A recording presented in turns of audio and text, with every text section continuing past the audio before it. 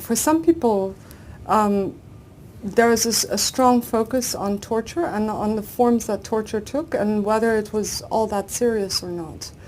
But I think it's important instead to look at not just how and where incidents of torture happen, and the people who directly perpetrated them. It's important instead to look at this through a slightly wider lens, through which one can see that a system or a policy was put in place that allowed these violations to happen. And that in turn makes it a more serious situation than if this was the case of dealing with a few bad apples. The seriousness of the crime is actually about the fact that it was widespread and systematic in its perpetration.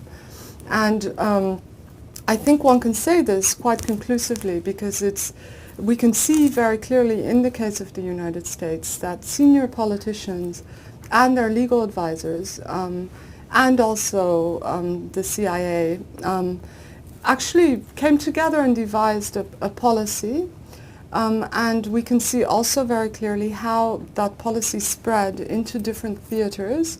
Looking at what's happened in the United States through that lens actually makes it much more important to think about how that could be redressed and what is appropriate.